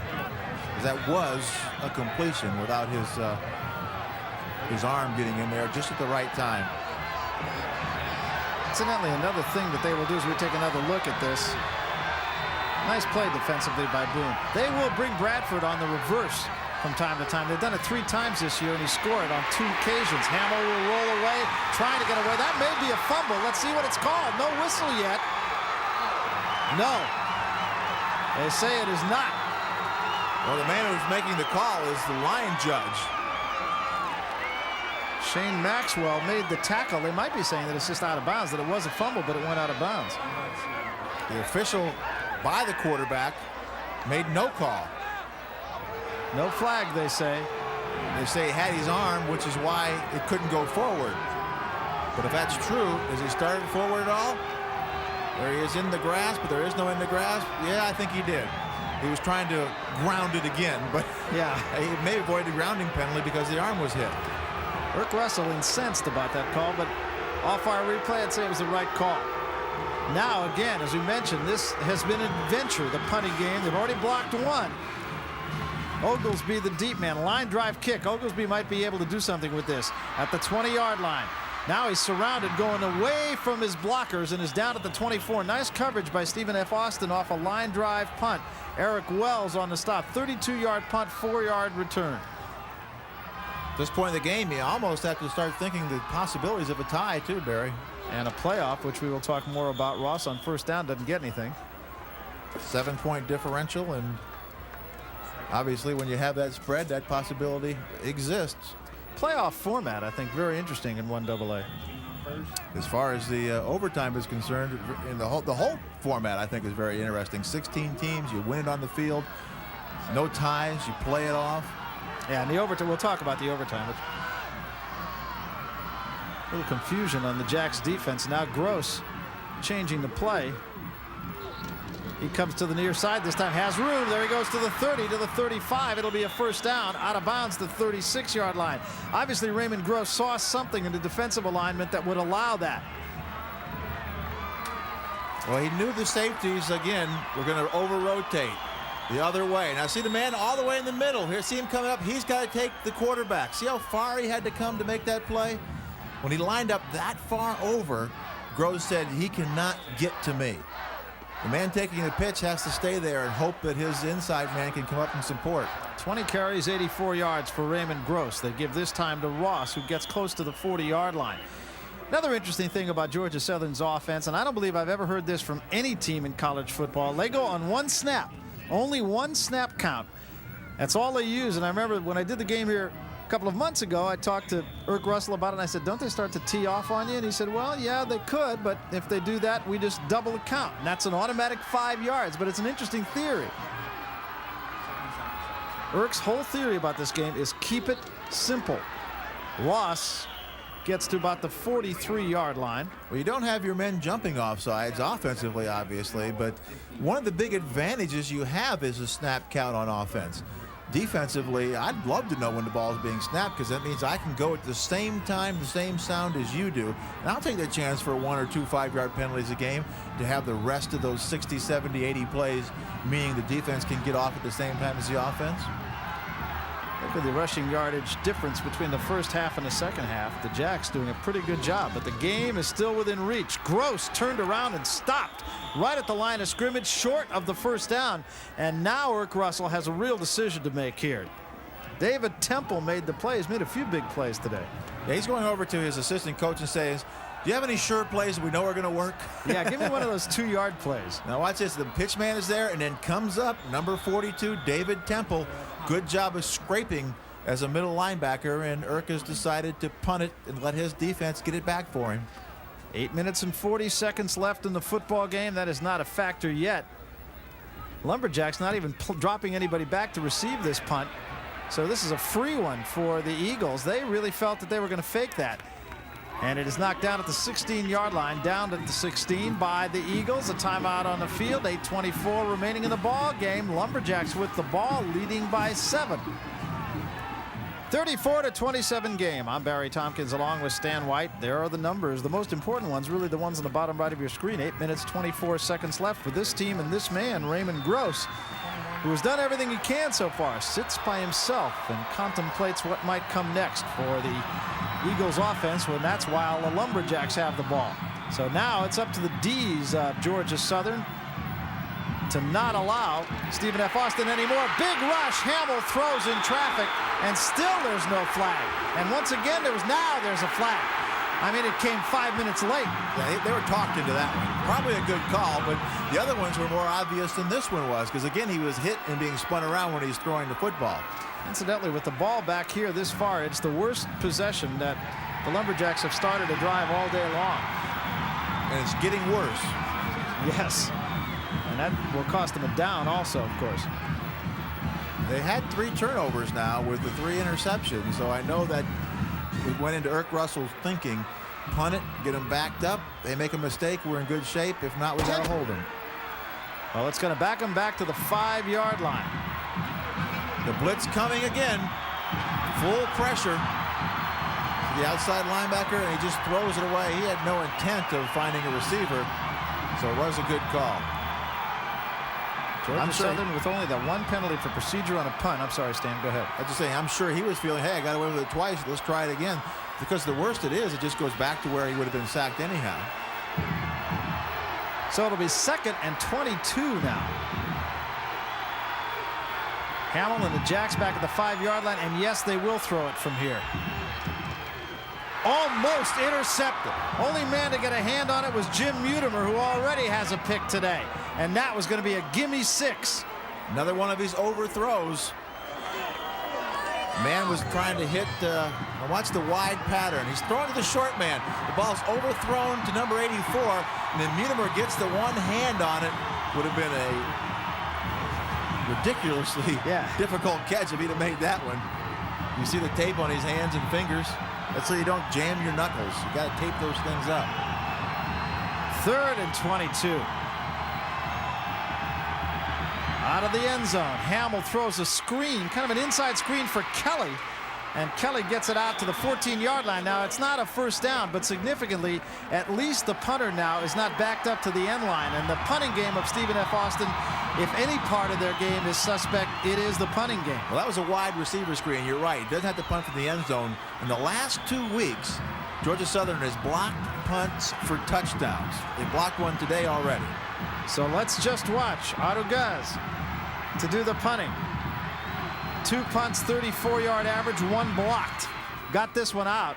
Short kick, end over end, hits the 42-yard line, and now takes a bit of a Stephen F. Austin bounce across midfield to the 49-yard line. That's where the Eagles will start. 34-27. Here's the way the final poll went. Georgia Southern ranked #1. Furman, whom Stephen F. Austin beat to get this far, was #2, and then the Lumberjacks. Holy Cross didn't even go to the playoff dance, and Idaho lost first round. But it is interesting, when you get that far, the #1 seed in the playoffs has only won twice. Eastern Kentucky in 1982 and Southern Illinois in 1983. So there's some numbers that are against Georgia Southern. Here's the play we talked about. Allen out in front, and Gross led him too much. It's a timing play, the fade pattern.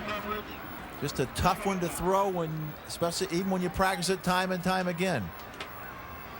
He's got to judge. Every receiver is different on this play. Everybody has different speed. You can't just throw it down there and expect each one to run under it at the same point. Looking back into the sun, too, although in this case it wouldn't have mattered. Gross has now missed on 4 passes in a row. Luckily they didn't call a penalty. That was a little late shove by Stansel. So on 2nd and 10, Gross on the keeper. Now he pitches it back to Ross at the 45, first down at the 40-yard line, and maybe a late hit. Crowd wants a late hit, but I don't think we're going to get one. David Whitmore ran him out. And that's the key to making this triple option work, especially the third part of the triple option, and Gross made that run really well. James Cobb is the man down for the Lumberjacks. And this would be a big loss for the Lumberjacks also. He looks like he's Looks like he's saying about I was what clipped. happened on that play. Yes. Yeah.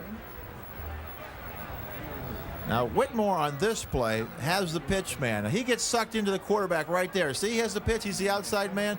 He gets his body turned, and then you got to turn your whole body around. No matter how much speed, you still have to use your basics, your fundamentals, which keep your body at the right position so you can go either way. And Cobb coming off with what appears to be a left knee problem. He is putting weight on it, so that's the good news, but he's also coming off very slowly, and that's the bad news. Cobb, one of the key players in the secondary for the Jacks. There are the numbers, 34-27, 7:15 left in the game.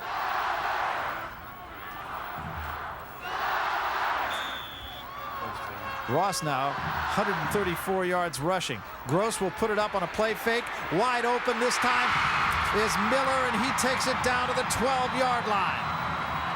Stevie Hicks saved a touchdown, 27 yards. Stevie Hicks in the game for James Cobb. His coverage, he gets fooled. Nice play call. The counter action, and then they send the man right through the middle. You see number 25 went with the bite, and he's got him man-to-man. He's got to run him down. Injuries not only affect you in one way, they affect you in your intelligence and experience also. And that was a key play right there. Ross gets it, bounces off the first man, gets short of the 10-yard line. Got about 2. How about the play call, though? Excellent. They notice the difference, and they isolate the replacement, Stevie Hicks, number 25, into man-to-man coverage. Play action him, because you know he's excited. On my first play in there, I'm going to go up and make a tackle. So he gets in there, he goes up, he bites on it, and all of a sudden he turns and says, uh-oh. 27 big ones. Likely one of those plays I would think Stan called from up here in the booth. Carl Miller, incidentally, on that reception was hurt and is not in the game now. Thompson is. Gross rolling out. He'll keep it. Gets inside the 10, went right over one man, got down to the 2-yard line. That's going to be a first down, and it will give the Eagles 4 shots at it. Owens missed it. Could have had him back at the 10-yard line. Another look. This is just the athletic ability of Raymond Gross. You can play everything right, be in position, and not make the play. Right there, Greg Owens, number 95, was in position but did not make the play because he didn't have the ability that Raymond Gross has. So now Gross is going to have 4 shots at it. And the ball is actually going to be inside the 2, almost to the 1-yard line. Barry Tompkins with Stan White. We're at Paulson Stadium in Statesboro, Georgia. This the Division I AA championship game. 34-27. The visitors from Nacogdoches, Texas. Stephen F. Austin has the lead. It has been a seesaw game all the way. The Eagles came after it early, put 14 points on the board before 5 minutes were played. Back came the Lumberjacks to tie it and even stick a nose in front. Then at halftime, a 53-yard field goal to cut the lead to 3. I felt like that on occasion. And now the Eagles threatening to tie. First down goal at the 2-yard line. They'll go out of the power I. They give it to Thompson. He dives. He's in.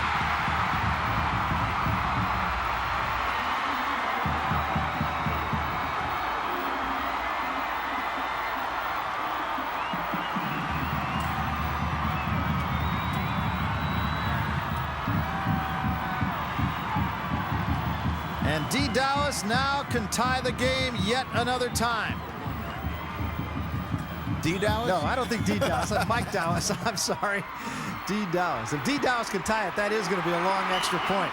But Mike Dowis does tie it at 34. Flag is down. Stephen F. Austin did not get their substitutes off the field, so it's going to be a penalty which will be enforced on the kickoff. Had this situation once before. Or could they move it closer and go for 2 points at this point? Now, that's also a possibility. Now, if the tiebreaker wasn't in existence, I'm sure they would. But in this case, you may not want to take that gamble. Why are they waving it off when the players obviously were not off the field? Well, they did wave the penalty off, and that really would have put Eric Russell into a decision-making position, although there is the old theory of you never take points off the board. Watch the nice drive by the offensive line. Now they create the area for him to dive by the backs going over top and occupying the defenders who are coming over top, getting to their bodies, and then it creates the area for Thompson to leap.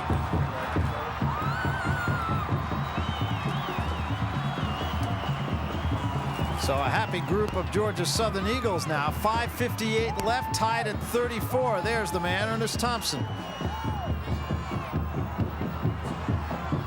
53 touchdowns in his tenure here at Georgia Southern. Well, he's the designated scoring back, the man who lines up in the back of that power I and then runs over or leaps over. So we're tied for the 4th time today. This game will not end in a tie, cannot end in a tie.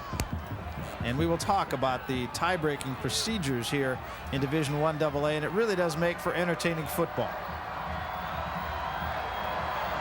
Cool kicks it away. Line drive kick. They kick this one away from Fields. And now it is controlled finally by Gaines, who gets it back across the 20 to the 21. Wasn't very pretty, but it did get it done.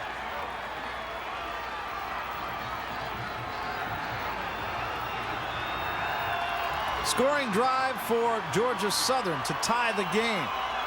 6 plays, 51 yards. Pass play for 27 was the big one. Thompson, the 1-yard touchdown. Much to the joy of the locals. So Hamill starts his team at the 21-yard line. Trips left. They give it to Centers. Centers has no place to go. Surrounded and down for a loss back to the 13-yard line. And the momentum of this game has shifted yet another time. That's one area that he has to really remove from his game. Several times he ends up with big losses. Here you got to stick your nose and just not put yourself, your team in a bad position at this point of the season in a championship game. Kevin Whitley was the man who turned him around. Loss of 6. But again, if anybody can overcome it, it's this type of attack. Hamill straight back again. Has a little time this time. Throws, caught, and then dropped by Centers at the 30-yard line. Georgia Southern wants a possession and a fumble, but I don't believe they're going to get it. Nice read by Rodney Oglesby. Watch him come off his receiver. See, the short man's supposed to draw him up, but he reads the coverage right there, and he's pretty close to being possession and a fumble. Nice pop by Oglesby.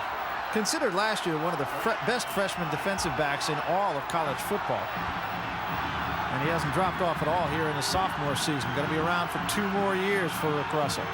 Hamill on 3rd down in a bunch. Here comes the blitz. Hendricks after him. Hamill gets away from Hendricks. Now he throws it. Intercepted by Dixon. And he got possession of the ball before he went out of bounds. A huge play. Hamill, I think, was trying to throw it away.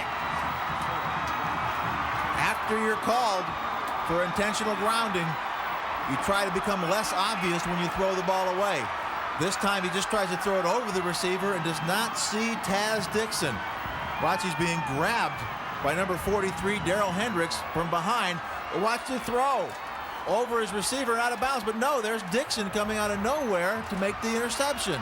Great play by Dixon. The Eagles are in business at the 30-yard line. Give us to Ross. Hurdles a man. Gets to the 26. Gain of 4. Of course, Dixon had the big interception that turned this game around last year in the playoffs between these two squads, back to the 1-yard line. He's made big plays for him throughout his career here. Remember, he went off hurt a little while ago with what we call a stinger, where your hand just goes dead. Well, he was right back there and made the big defensive play again. 2nd and 6. Ross stopped this time as he got to the 25 by Mervyn Jones. That's the 300-pound nose man, who that time was moving in the right direction. I myself have been accused of having a 300-pound nose. There's the defensive coordinator and Lynn Graves sending in alternate signals. Graves is in on all the play calling, offensively and defensively. He has the veto power. Time becoming a factor inside of 4 minutes. Gross this time. Keeps, turns it up, almost broke it, but did get the first down inside the 20. David Temple held on for dear life. What a block by Ernest Thompson, who just had scored the tying touchdown. He's the one that got Raymond Gross free to get the yardage. Did not Watch get... number 12 go right through. Watch the block right there. Puts the man right on the ground and opens up the lane for Gross. We have an injured lumberjack, and he did not get a very generous spot, but he did get enough for the first down. The blocking of the slot backs is the most important part of freeing up their other backs. So it almost is symbiotic. You know, you help me and then I help you. You know, that's the way you look at it. If you're not going to block for me, you know, it's going to be tough for me to say I'm going to stick my nose in there and get it dirty for you. And I think that's really one of the hallmarks of Rick Russell's team here. They are very unselfish. They are very much a team in sync. And I think if you're going to run this offense, you better be in sync. He couldn't get a ticket. That's right.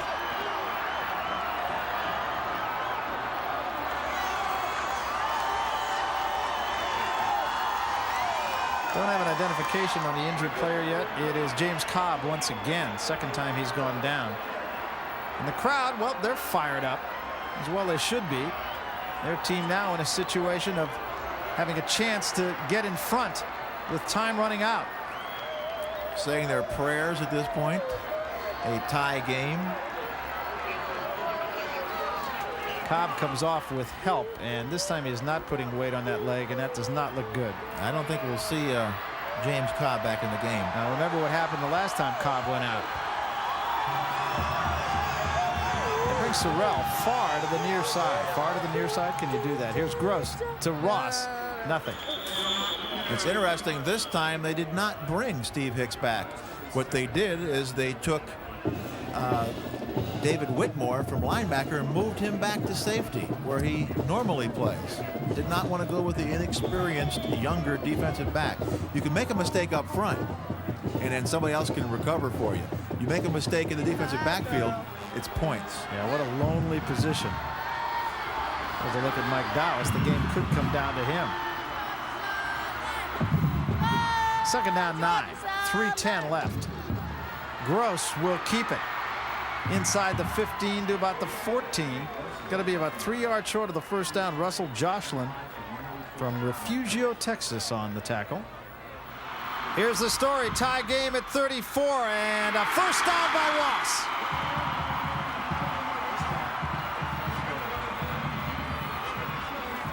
The ball at the 6-yard line. Significant on two fronts. The clock keeps moving, and 4 more snaps for Georgia Southern. Plus, they'd like to get 7. Rolliston's already kicked 2 53-yarders. They can score from a distance out, but if they get 7, they got to go all the way. 28 carries, 148 yards for Joe Ross. Gross to Ross again. Ross inside the 5 to the 4. Sammy Twiggs continuing to do the job on big 300-pound Mervyn Jones. Isn't that amazing? Because just basic physics would tell you that can't be done. Well, they're lining the nose man off the ball about a yard so they can get a better read. But Twiggs is getting to Jones before he can get moving, so he's just stuck in that spot a yard off the ball, and that gives Ross a little extra room to make his cut. See the stance, the spread that Twiggs takes over the ball. Almost like a wrestler. At the 4-yard line. Ross again this time tried to hurdle from 4 yards out, and that wasn't going to happen. That's a long jump territory. Yeah. And Lynn Graves wants a timeout. And he gets it. 1 left now for Stephen F. Austin. 3rd and goal. So first things first. 1:49 left, we're tied. Ross stopped. And now it'll be 4th down, and now they're going to have to take the points.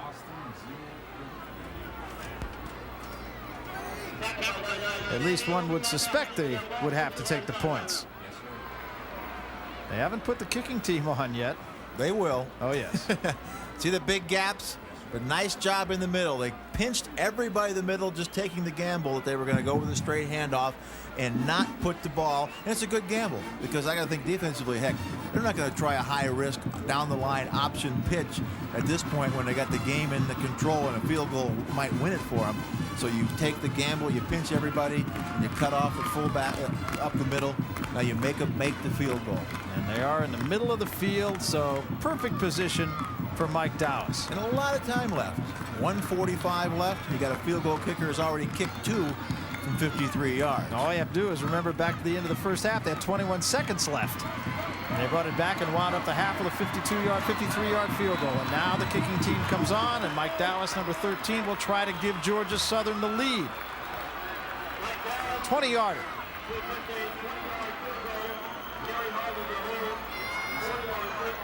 15 for 18 on the year now for Mike Dowis. When he gets it up, he is just about perfect. He's had a couple blocks. This one's up and good.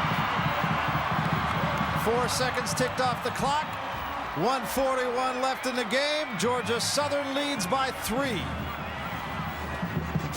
Now you got to look at the other side of the coin. Todd Hamill started this 4th and final quarter with that 46-yard touchdown pass to Centers. But since that time, things have really dropped off for him. Almost like the way he began the game. Remember, 1 for 7. Now he's 1 for 8 in this 4th quarter. But he did a big turnaround in the middle of the game, and he's very capable of doing it at the end of this football game. Needless to say, Mike Dowis is a very happy man. He has put his team in front. He's done what he could, and now it is up to the defense. Dowis hits it. Yeah, I got it. No problem. That's good. See you later. We're number 1. One of the few times that you can't say we're number 1 and mean we're number 1. Yeah, if you ever put up a number 1 after a big kick, this one has to be the right time. Drive took 3 minutes and 17 seconds, 9 plays. And you have the distinct feeling the thrills aren't over yet here in Statesboro. Watch Tim Fields. 27 yards of return, 1 for 90 and a touchdown earlier this year. Again, he's just one of those guys, you just look at him, and the way he hits the hole here will tell you this guy can bring back kicks. Short kick this time. Fields takes it at the 12, got a head of steam. Hit by the first man. Might have fumbled the football. They say no, he did not. Now, I don't know. Let's see. Georgia Southern thought that he did, but he didn't. Bart Hughes hit him, stood him up. Bart Hughes started the game with a big hit on Tim Fields to get the emotion flowing, and he continues the emotion here on the final kickoff of the game with a big hit on Fields. You see, he bust right through the wedge. Now, why did those two men, I never understand why they pass up somebody. I guess each one thought the other was going to block him. So they start at the 26, 1:37 left. Hamill, 4-man rush, ball's batted in the air, intercepted! intercepted by Kevin Whitley, and that may be that. And now they say, I think they're going to wave that off. They're going to wave that off. They're going to say the ball hit the ground. Now, he caught that football. Yet another chance. Oh, my. Whitley doesn't even know it yet. Whitley doesn't even know they called it off yet. Watch the ball getting popped up in the air, and watch Whitley come up and come underneath the... Let's see if we can see it right there. Yeah, he caught... There's no doubt he caught that football. What a huge break for Stephen F. Austin. That's just a terrible call by the official because he was behind him. Now, it is the official right in front of the Stephen F. Austin bench. You think Lynn Graves may have been in his ear? I would think so. No timeouts left, as you see. Hamill to throw again. Does so for Kelly at the 30. Got to get the first down. 35 and out of bounds at the 38-yard line. And with second effort, I believe he might have gotten the first down. And here again, you have to point out, as you did, Stan, that they have a kicker with a lot of leg. Rollinson has made 2 53-yarders. The last one we speculated he made by 10 yards. And if you look at the flags at the far end of the stadium, they are blowing at the back of the kicker. Airing it out deep this time. Ball's loose, and Jackson can't hang on. No flag. Oglesby defending. I guess that's a give back. It should have been an interception. That should have been pass interference. He went right through his back. Pat Jackson averaging 24 yards a catch, over 1,000 yards, and he's only caught 42 balls. Once again, one-on-one coverage, and you just have the feeling the Jacks, as they have done, can certainly break another big one. Well, Jackson is on the 400-meter relay team, which means he runs 110 meters pretty quick. Yes, he does. 1:13 left, 2nd and 10. Ball at the 38. Four-man rush again. Hamill running out of time. Down he goes back at the 29. Ball's loose. No sign yet. Now they're saying that Stephen F. Austin has got the football. Greg Bryant, number 59, might have recovered for Stephen F. Austin, but a big loss in any case. It was Bryant who made the recovery, the junior from Port Arthur. No timeouts left. So they got to get getting. 45 seconds left. Third down. The receiver's got to do a little bit more hustling here. Yeah, they're really taking a lot of time here. A lot of confusion. 36 seconds left. They need 30 yards. Hamill in trouble. Throws it. Even if he did throw it away, it would stop the clock. Steve Busceletti, as he has been so often, quickly into the backfield and right on Hamill. Well, they overcame 2 fourth-down plays in the Grambling game to keep alive in this tournament. 4th and 16, but 4th and 30? I don't know, as the pass rush continues to get to Hamill from behind. He does a good job of just getting the ball off. So this is the last hurrah for the Lumberjacks. 4th down and 30. And they have to hurry. There's only 10 seconds left on the 25-second clock. And there remains a little bit of confusion here. They really do have to hurry. They got 4 seconds left, 3, and they get it off. Hamill straight back, 4-man rush. Hamill airs it out deep, looking for Bradford, and he overthrew it. This one is intercepted by Whitley. Whitley back to 30, 35-40. The game will be over in any case at midfield. And Whitley finally goes down at the 48-yard line with 12 seconds left. And Georgia Southern is going to remain the national champions. Flag is down. I suspect that will be against Georgia Southern for coming onto the playing field, but it will be a post-possession penalty. I think maybe also number 8, Dave Kelly, got a little frustrated and hit somebody late. I guess that's justice that Whitley gets the interception after having one taken away from him earlier. I think so.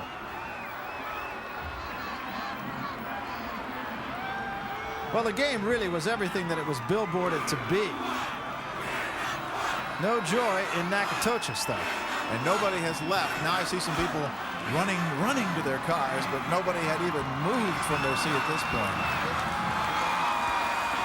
There's a difference between winning and losing. Big one. Get this far, and you forget about the other 14 games you played. 36 games in a row they've won at home, and I guess you could pretty much make it 37. Tremendous advantage for them to be here, but they earned it.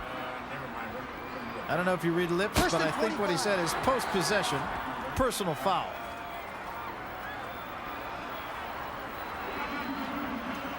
And they did a great job of putting on this football game. Great job of getting here and of winning the championship. The third one. Remember, they didn't even have football until 1981. They hadn't had it for like 40 years here at Georgia Southern. Yeah, in fact, that first year that Eric Russell had a team, he had all walk-ons, and he was 7-3-1. That says something about what kind of coach Eric Russell is. And they've just never looked back. They had one 6-5 season. Other than that, they have been sensational. And they, the Georgia Southern Eagles, are the National Division I AA football champions. And I have an idea these goalposts aren't going to be around for long.